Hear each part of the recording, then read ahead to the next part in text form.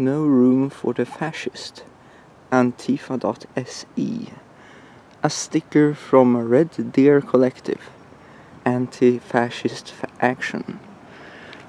Well, these stupid bastards are everywhere, and I spoke about these earlier.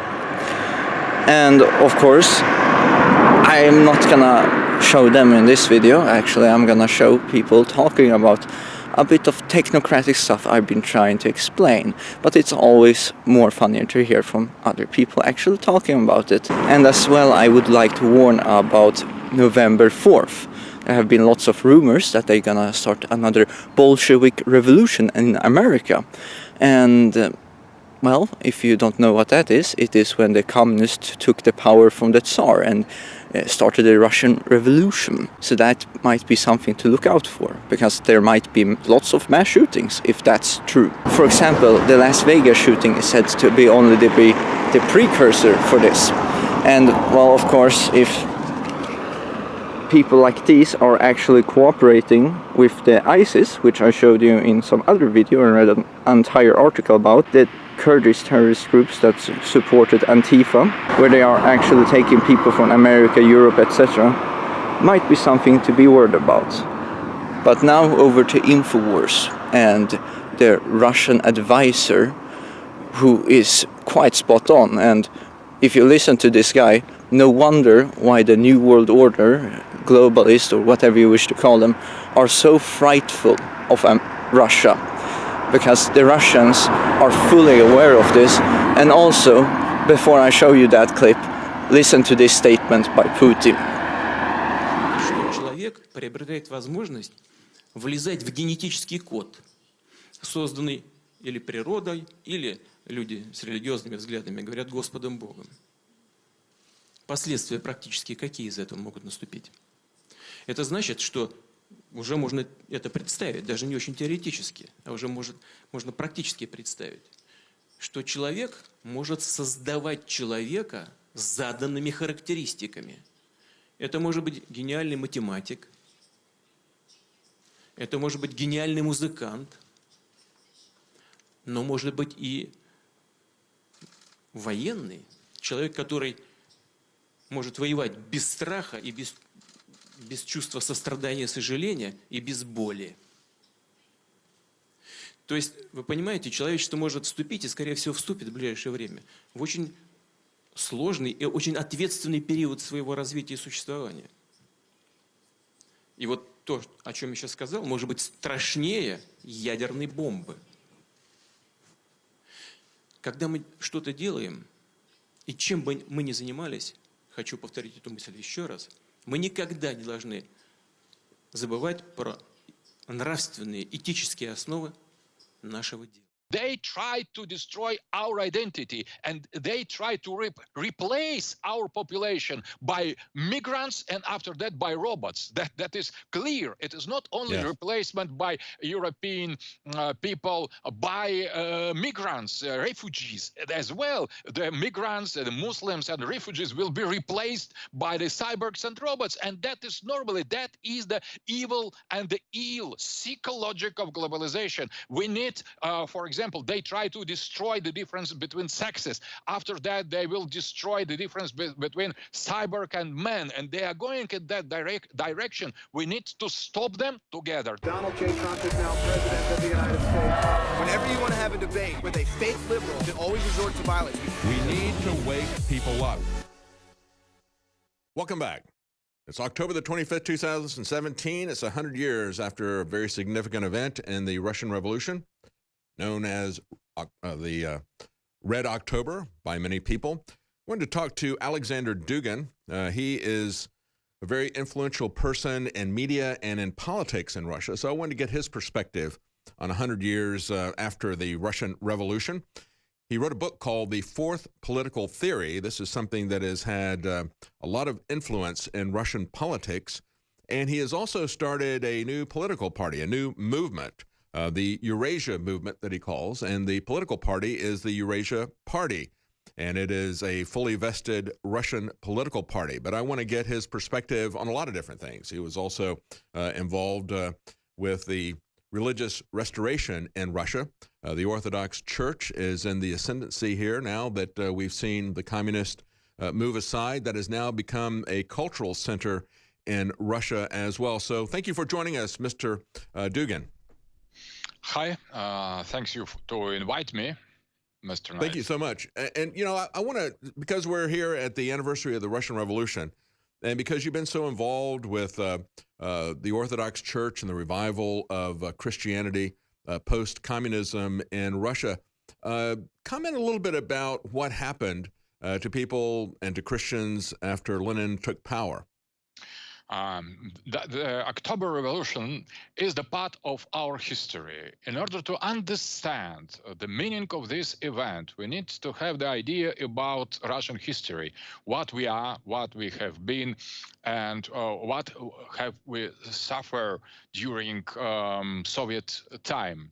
So first of all, Russian identity is linked deeply with Orthodox Church. The Orthodox Christianity is our identity. It's not only the part of our identity, is the essence, it is the axis of our identity.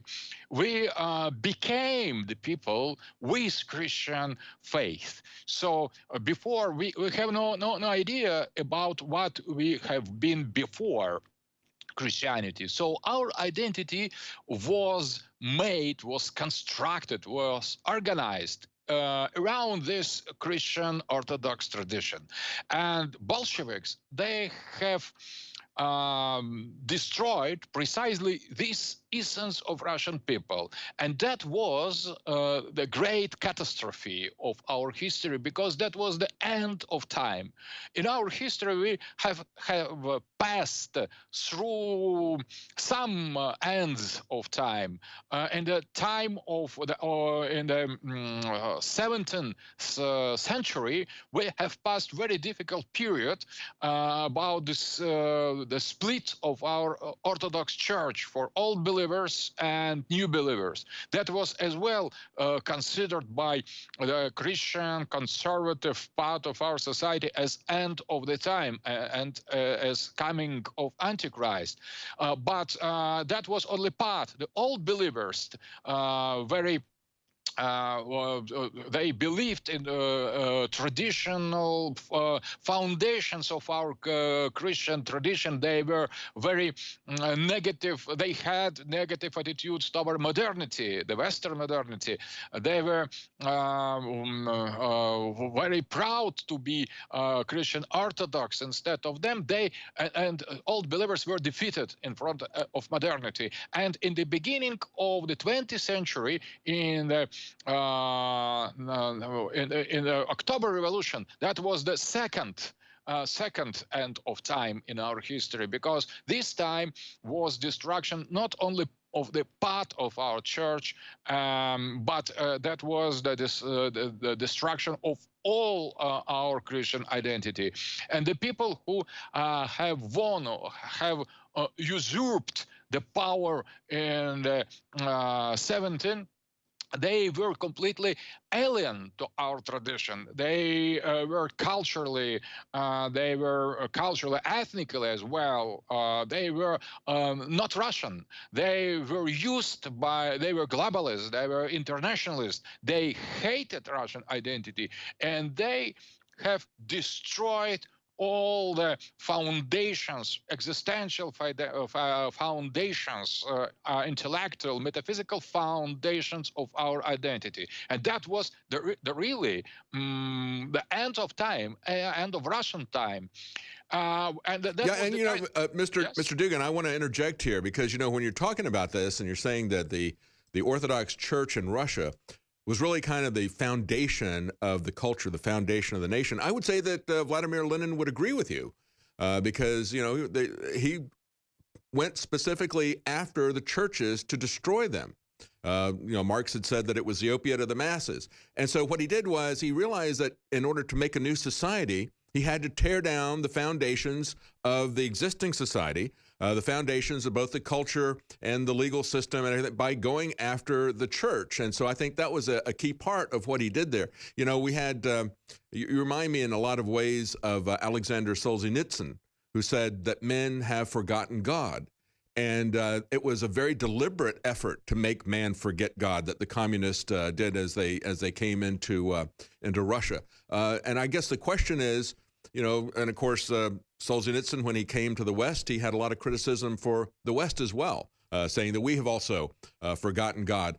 But he eventually went back to Russia. And I guess the question is, what has happened after we saw the fall of the Soviet Union? Because most Americans don't really make a distinction between the Soviet Union and Russia as it is today. What has fundamentally changed? Because Solzhenitsyn went back. Have you recovered the foundations of God and the Orthodox Church, and how was that done? When was that done? So first of all, you are absolutely right about destruction of Russian identity through destruction of Christian Orthodox consciousness. So without Christian roots, without our belief in God, we could not exist as a people, as a nation. We was formed around that, and that make our basis. So Bolsheviks, they have consciously destroyed this foundation in order to exchange the Christian vision of the world, Orthodox Russian vision of the world, by their Marxist conception. And they were successful in that. They have succeeded in that, and that is our tragedy, because that was a kind of heresy that has overcome our orthodoxy. And the problem is that after the end of communism, we are trying to recover from this trauma, from this catastrophic period, but it seems to be very difficult. We are not more absolutely. It is absolutely clear that we are not more anymore Soviet or communist. I never wasn't. I fought against that with my humble forces. I was Orthodox, I was traditionalist, I was conservative, but I would say that it is very difficult to come to our identity, to restore it. We are trying now. We are certainly are no more communist. We have finished with this Soviet identity, but at the same time, it's not so easy to restore the real faith, the real church. We are trying that.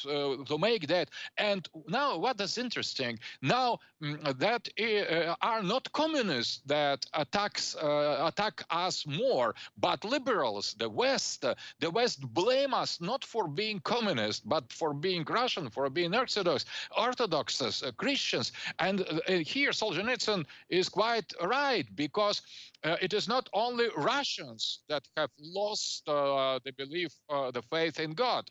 That's right, it's the West. And we got to go to a break. And we're talking to Aleksandr Dugin. We're going to come right back, and I want to ask him about the current state in Russia, ask him about his political philosophy, the Eurasia movement, and his fourth political theory. What is behind that? He describes himself as a national Bolshevik. I want to get him to define what that means. Welcome back. I'm David Knight, and we're talking to Aleksandr Dugin.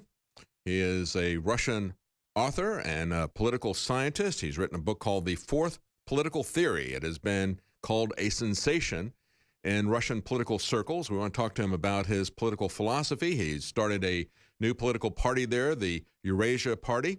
And before we go into the state of Russia today, because we're looking at the 100th anniversary of the Russian Revolution, Red October, I wanted to ask him, because we were talking in the last segment about how he and others like Alexander Solzhenitsyn viewed the Orthodox Church as the foundation of Russia. And clearly, Lenin and Marx did as well, calling it the opiate of the masses, taking it down, because they realized that if they could take down the religious and cultural foundations of a country, they could erect whatever they wanted to.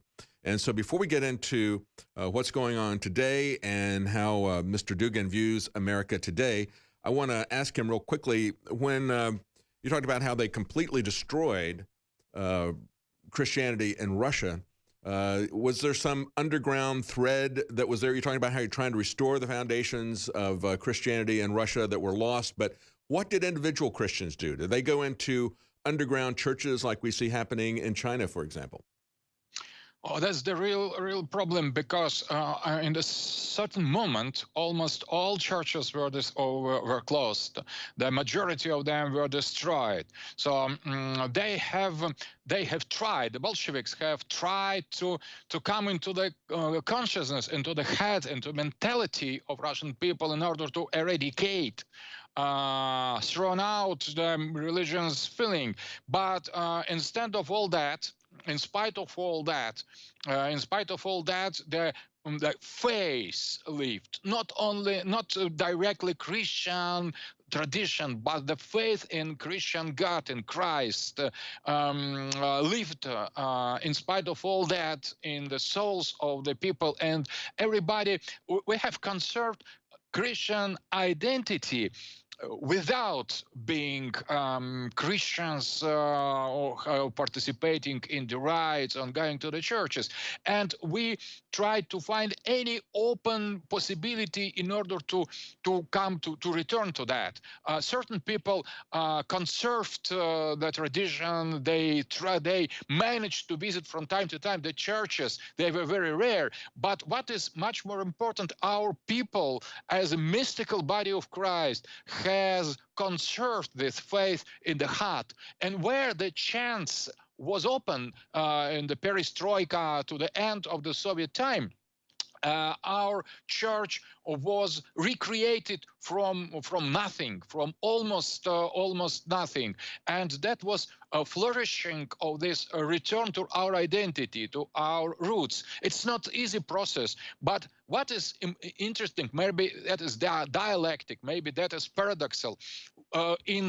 In spite of the communist dictatorship, atheist, materialist, Marxist-Leninist dictatorship orientated against our faith, we rest Christians. We have saved our faith, and in the new possibility, when the kind of the shadow of liberty arrived, we have used it in order to restore our church consciousness, our church. And that is completely opposite to what is going on in the West.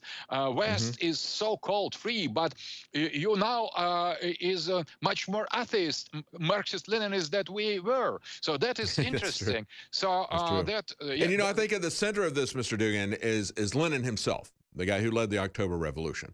And the fact that, you know, we said, like Alexander Solzhenitsyn said, men have forgotten God. Well, it was Lenin who made himself God. And it was interesting for me to see that about 70% of the people in Russia would like to have Lenin, who's been preserved, his body has been preserved there in Red Square as a mausoleum for everybody to have it to watch.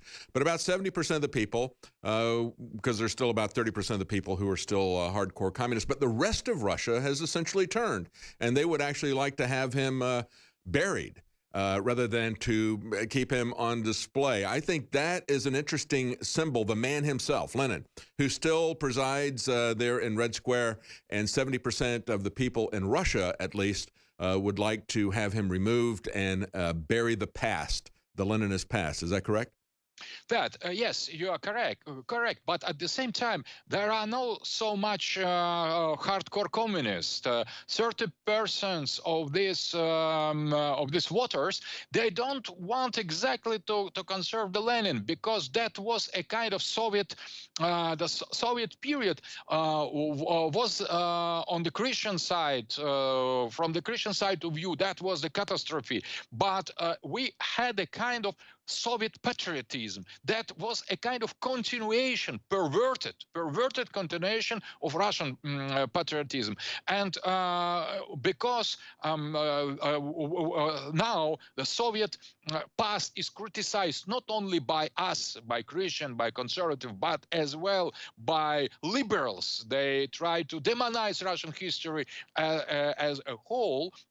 So some people defend not so much Lenin as the symbol, because the communism is dead here. It is alive in a new form in cultural Marxism or globalization in the West. But here it is absolutely dead. But Soviet patriotism and the old agers, it still exists, but it has nothing to do with Lenin as this anti-Christian person. It is a kind of continuation of the patriotism. So there is no Leninism, including our Russian communists. Modern era communists are much more patriotic in some special way. So Russia is returning to itself, and the problem is when there will be the turn of the West to return to your Christian Greco-Roman roots, because we have overcome with great suffering. We have overcome this the disease of communism, of atheism and materialism, and now it is your turn to do the same, to overcome, to recover your identity, because you are losing your identity. And the dictatorship of globalists is more or less, for us, is very, very similar to what we have experienced ourselves. And, you know, when you're talking about the fact that, yes, we have embraced the values of Marxism in many ways more so than the people of Russia right now, because, and you mentioned cultural Marxism, that is political correctness. That is the tactic, the technique that was used to stifle any kind of opposition. And now that is running rampant in America. And of course, those same people who uphold cultural Marxism, who uphold political correctness, are the very ones who are going around trying to tear down the foundations of our culture, of our civilization, of our religion, going all the way back to Christopher Columbus. I mean, it's a very literal tearing down of the foundations that we see now. Now, you've spoken about the globalists. You're very anti-globalist, but I wanted to ask you a little bit about, and we're going to have to take a break in about 2 minutes or so, but if I can, I'll keep you over to one more segment. But I wanted to ask you about your Eurasia movement. And when you were talking about that back in 2002, you saw it as you saw a war that was brewing between Russia and you saw a conflict where you needed to have a struggle between the bourgeois and the American Revolution. Are you still, is it the American Revolution in general that you are upset about, or do you still have that opinion? That was back in 2002. Have things changed now? So the most important things has changed during the Trump's campaign. So I never thought about very existence of American people as that power that could say no to the globalization, that could say no to this global government, to this interventionism, and this decision to support Donald Trump of American people is, in my eyes, more important than Trump himself. So there is new force, new subject in the history that appears. And now I think that we need to reconsider our relations. So we should not be in the war, United States against Russia, Russians against Americans. We have committed many sins, many bad, evil actions, both of us, our people and your people. But now we are in danger, and our enemy is unique. It attacks us and attacks you. It is globalist. Yes. And now I agree. Yes. And so we're going to explore that a little bit further. We got to take a quick break, Mr. Dugin, and we'll be right back. We're talking to Aleksandr Dugin. What is the true enemy? He sees us as the Trump movement, which is bigger than Trump himself, as a movement to take back control from the globalists who have, quite frankly, been headquartered here in America for a very long time. We'll be right back with Aleksandr Dugin. Welcome back. I'm David Knight, and we're talking to Aleksandr Dugin. He is a Russian who has a great deal of political knowledge and influence in Russia. So I think it's important to understand his perspective on what has happened in Russia in the last 100 years, as he talked about the first part of the interview. The destruction of Russia's culture, legal system was about the destruction of its religious foundation. And they went through a period of intense persecution, as everyone knows. Anybody who opposed the state under Stalin was ferreted out, sent to prison. Even the most minor criticism of Stalin would get you sent to a gulag, as Alexander Solzhenitsyn found out. But now they have had a restoration. And I find it interesting that individuals like Alexander Solzhenitsyn and Aleksandr Dugin were referencing God in the midst of all of this persecution, and that as Russia has changed, they have moved back to their Christian foundation. So I want to talk to Mr. Dugin now about his new party. It was created in 2002 on the eve of George W. Bush's visit to Russia. And Mr. Dugin, I'm reading a Wikipedia entry here about it, so maybe you can correct this because we know that Wikipedia is not the final word on anything. But this is a political party that you founded, and some of the things that you said in principle, Eurasia, which is what you're talking about, and our space, the heartland Russia, remain the staging area of a new anti-bourgeois, anti-American revolution, rejecting Atlanticism and refusing to allow liberal values to dominate us. So could you clarify what you mean by that? As we were going to break, you were pointing out the fact that this was really a response to globalism that was being, where America was essentially the seat of globalism, as we see with George W. Bush and his New World Order. Was that what you were reacting to, or is there anything in particular about America that you find incompatible with Russia? I think from what I've heard you say the last several years, that was 15 years ago, last several years, and with the changes in America with the election of Donald Trump and the changes, I would say, also that are happening globally and in Europe, that things have changed now. We're seeing a devolution, and we're seeing people pushing back against a lot of the, when you talk about liberal values, I'll let you define what you mean by liberal values. But go ahead, your comment on what you mean by Atlanticism. So in the geopolitics, and that is a kind of science of political analysis, there are two positions, sea power and land power. That was, this science, geopolitics, was introduced by British man Halford Mackinder in the beginning of 20th century, and that was accepted in the political elite. I have met once in Washington deceased Brzezinski. He was representative of this Atlanticism. What means Atlanticism? That is idea to organize the global planet, the whole humankind, the mankind, around only Western pole, and the pole of modernity, of so-called human rights ideology based on Anglo-Saxon values of individualism and capitalism. And that is Atlanticism. And on other part, that was, on other side, that was land power. Land power, it is the same as Eurasia and heartland. So geopolitics, they consider the world as the great war between sea power and land power, and that was not introduced by us. That is the major law of geopolitics, and always that was.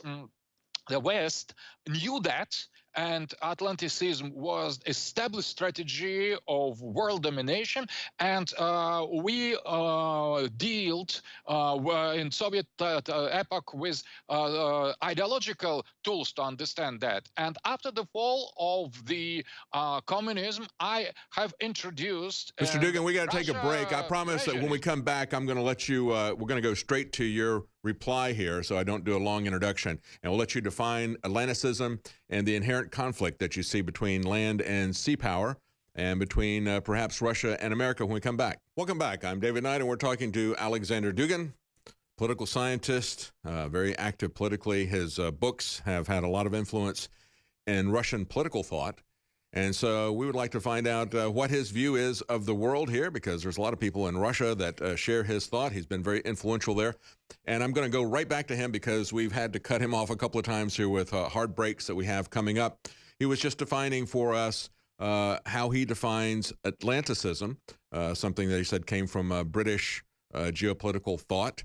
So I want to go back to Professor Dugin, Aleksandr Dugin, and go ahead, continue with what you were saying about Atlanticism.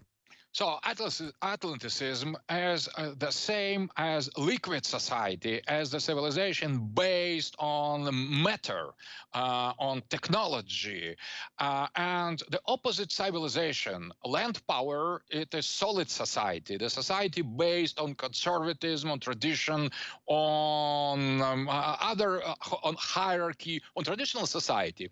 So the Atlanticism is the kind of strategical manifestation of modernity, and the land power or Eurasianism as a strategical representation of the tradition, of the conservative traditional values. That was proposed by English School of Geopolitics, that was accepted by German School of Geopolitics during 30, and above all by Carl Schmitt, German philosopher. And after the fall of the communism, we have discovered that for us, because we were heartland, we were named, called a kind of the greatest enemy of Atlanticism, because that weren't us who started that. That was an Anglo-Saxon strategical vision of Mackinder. But we have accepted this logic, and we declared our will to restore our power, our might, our sovereignty as independent pole of power in the world and the balance of powers. And globalism was new edition of Atlanticism, of a new edition of imperialism. But little by little, we have discovered, and the end phase of this discovering was the Trump's campaign, that the West, the European and American society suffer from the same Atlanticism, from the same evil power of transnational elites, and we shouldn't play the game of this globalist elite. They try to oppose our people against American people, and that hatred of Russians, and as well the symmetric hatred of Americans in our country, both these currents, they serve the cause of globalists. So we need to redefine geopolitics now, because we are dealing with the same power, with the same evil that attacks us, Americans and Russians. So now we have entered a new era of geopolitics, of vertical geopolitics, not horizontal geopolitics. And I think that now we see Trump supporters are the real America, and Atlanticists. They want use real Americans in order to start the new war with us. As well, the other forces, they try to use us against Americans. But we need to liberate ourselves from this hypnosis, from this mind control, in order to return to our identity, to our Christian, to our tradition, to our Greco-Romans, European, Russian, Slavic, Byzantine, Latin, German, and Celtic roots, because we should not be object of this globalist game. We should return to be subjects of it. We should liberate I understand what you're saying. Yeah, we need to establish that true diversity, true multiculturalism is allowing different countries to pursue their own cultures and so forth. And I guess as you're talking about Atlanticism, grew out of the British concept of sea power that they were able to project, and out of that we had globalism that was based on projecting power, based on shipping, based on trade and that sort of thing. But it has become a structure that has attacked the very countries, both the U.S. and Britain, that created and thrived on that. Now it has turned on those countries. So I think we see with Brexit, as well as with Trump, we see internal movements that are saying, no, we're going to pursue our own national interest, not the interest of those who have become the multinational corporations. We're going to have a true multiculturalism, a true diversity of different national peoples. Would you say that's correct? I agree with that, and I think that changes everything. We have nothing against Anglo-Saxon accents. We have nothing against Englishmen. We have nothing against American. But American Revolution was anti-British precisely because it was continental. That was a revolution against sea power. That was liberation from this imperialistic control. And when Great Britain has quitted European Union. It is liberation for both, for Europe from Great Britain and Great Britain from European globalists. So that is the double victory. And now, when the people of Great Britain, when the people of United States are returning to their own goal, so we are friends in the creation of multipolar world. We have nothing against us because we have no problem, no quarrels about the territory of the zone of the influence. We could solve any problem, and there will be no reason to war, because only this domination of globalist elite creates the wars, the conflicts. We could deal easily with each other if we give together the possibility and the right to be different. This positive appreciation, the positive understanding of difference, that is precisely what we lack. And that is the game of globalists. They try to impose unique measure of things. They try to create a they try to make their agenda universal one, and that is not true. Against that we are fighting, but we should fight against globalism together with American, with English men, because we are attacked by the same enemy.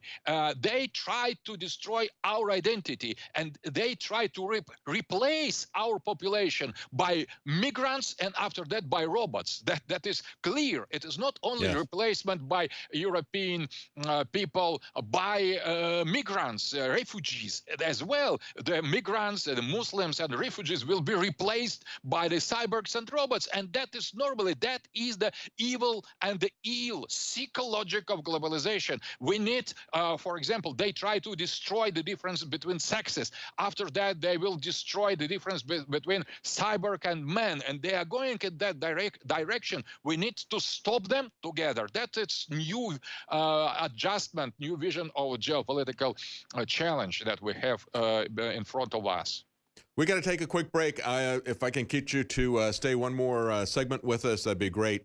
And I want to pick up on that, too, because you said something I think that's very interesting, that they want to destroy the difference between men and women. And the next thing that they want to do is destroy the difference between man and machine. That is what's coming up. And it was interesting because Putin said the very same thing earlier this week, warning people about genetically engineered humans that will feel no pain, feel no fear, and have superhuman capabilities. It's not just Skynet becoming self-aware, but we have to understand the dangers that are inherent in this and the few people who want to control the world. So we're going to be talking about that, as well as what's happening in Europe with the decentralization of power, the movement that's going on there, with Aleksandr Dugin. When we come back, I'm David Knight. Stay with us. Welcome back. I'm David Knight, and we're talking to Aleksandr Dugin. Very important to understand Russian perspectives, to understand how things have changed in the 100 years since the October Revolution. We talked about the fact that now 70% of the people would like to see Lenin dead and buried. He is dead, but he's still on display. So there has been a change in Russia that I think many Americans don't understand.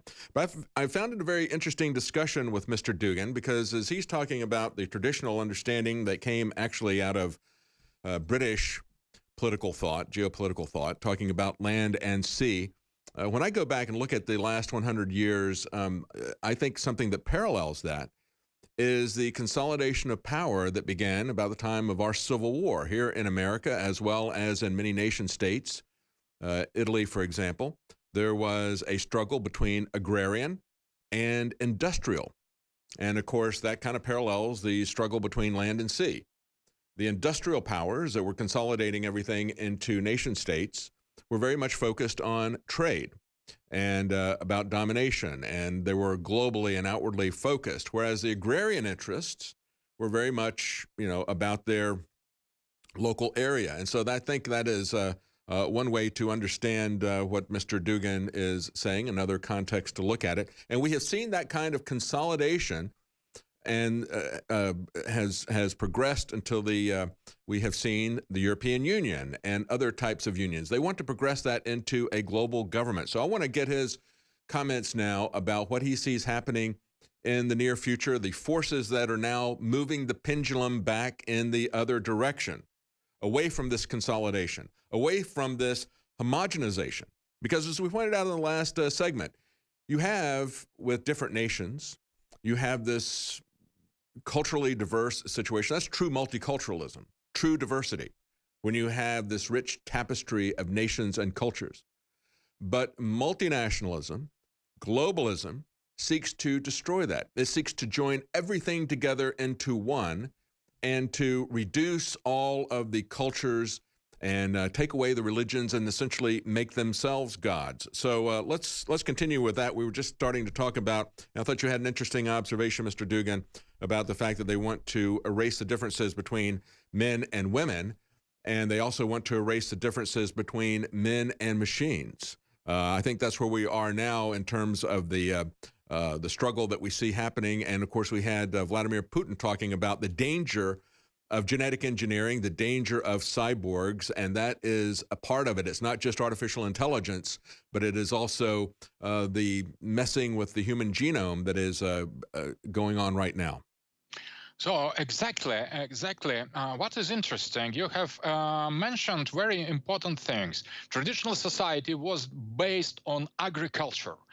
Agriculture, it is the essence of traditional society. Modernity came with industrial development, and that was a kind of international world order based on the competition between growing industrial countries. That was the first stage of globalization, and that was the end of traditional society. But now we are coming to the third stage of the same process, that is postmodernity.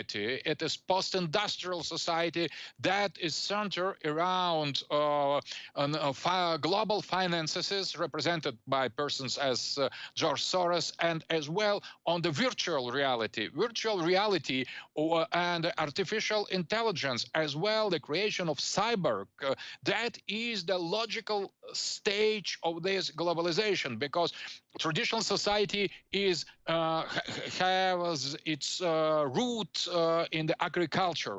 A modern society is much more sea power, because it is much more easy to move. And finally, the real globalization is achieved in the next step, and that is up to the certain moment inevitable. If everything is inevitable, we could avoid everything, but the logic of the development of the industry, of the technique, of the industry, of capitalism is going in that direction, and following this direction, as globalists suggest, we will lose absolutely. For sure, we lose our human identity. We have lost our tradition. We have lost our religion in the first passage towards modernity. After that, now we are losing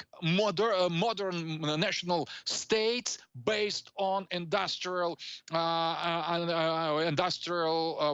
basis in economy. And now we are going in the third stage.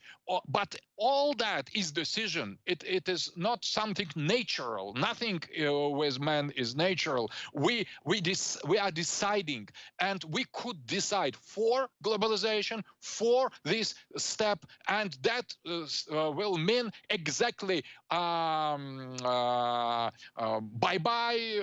human, goodbye humankind. That will welcome cyborgs, because that is logical consequence of this development.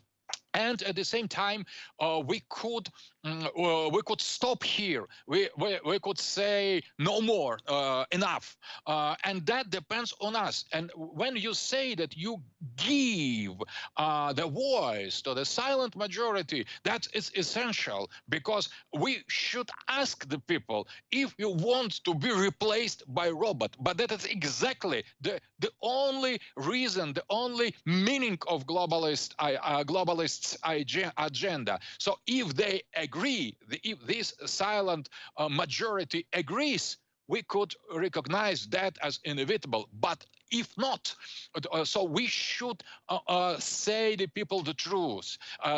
We should open for them the horizons of their own decisions. We should not let globalists decide in spite of us, in our name, in our sake. We who can say yes, please vote for Hillary, who decides otherwise, who is trying to preserve human dignity, should vote Trump, support Putin, and absolutely support InfoWar and Alex Jones and you and all your staff.